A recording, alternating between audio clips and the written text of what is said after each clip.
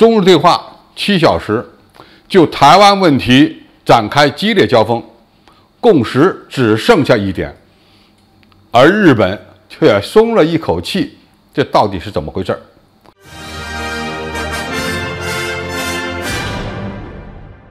观众朋友、网友朋友，大家好，我是傅天绍。在佩洛西窜访引发台海军事危机，日本成为东北亚唯一的帮凶之后，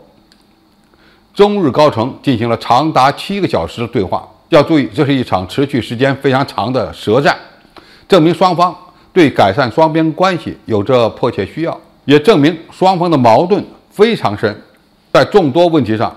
最值得关注的是双方围绕台湾问题所展开的交锋。最后，中日双方同时强调了两国关系稳定以及台海和平的重要性，这似乎也让日本政府松了一口气。据日本放送协会和共同社报道，日本国家安全保障局长秋叶刚男是应中国邀请访华的。他与杨洁篪的会谈在星期三下午开始，历经7个小时后，在当天深夜结束。日本在这次会谈中老调重弹，传达了日本在台湾问题上的立场，并重申维护台海和平与稳定的重要性。而杨洁篪则强调，台湾是中国领土不可分割的一部分，台湾问题事关中日关系的政治基础和两国间的基本信义。你可以这么理解，日本在表达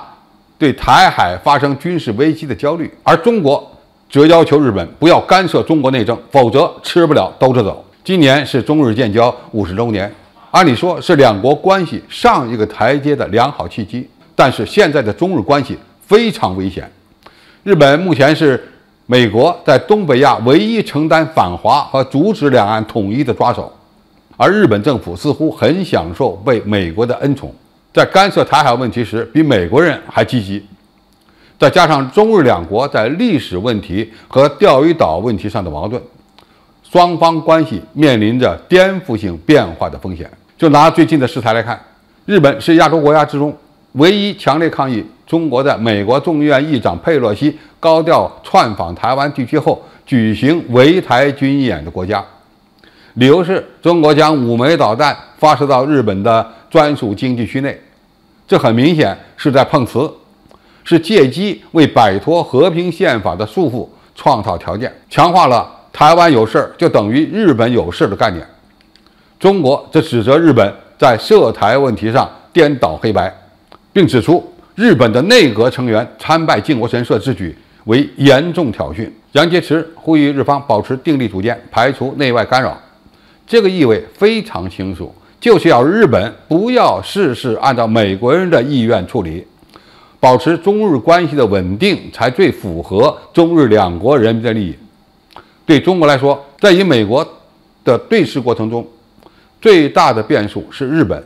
对日本而言，如果与中国的紧张关系不能缓和，这就等同于让日本与邻国交恶，成为东北亚的异类。但是这次会谈再次证明了台湾问题已经成为中日关系可能面临的最大挑战之一，甚至成为中日根本无法调和的矛盾。因为日本所说的台海和平，就是不允许中国统一，台湾有事等于日本有事，潜台词就是日本自卫队将要干涉台海事务，而中国大陆的诉求是不允许日本插手台海事务，否则我们可不会惯着你。有美国这个后台也不管用。这在日本人看来，中国大陆暂时还不会通过武力来解决台海问题，但是中日关系也就仅此而已，不大可能会出现明显好转。核心的原因有3个。第一是美国因素，美国需要日本支持其印太战略，日本就会变成其一条重要的叮咬中国的狼狗。二是日本右翼分子认为台海问题将是日本牵制中国崛起的唯一机会。三是日本对中国实力强大的不适应和不安全感，毕竟20年前日本还是东北亚地区经济实力最强大的国家，现在前景越发变得暗淡了。所以影响中日关系变化的基本因素以负面为多。在这样的背景下，中国还是要做好最坏的打算，甚至要做好彻底清算日本历史罪孽的准备。因为某些日本右翼分子就是习惯于被征服后的顺从，而不是善意的劝诫。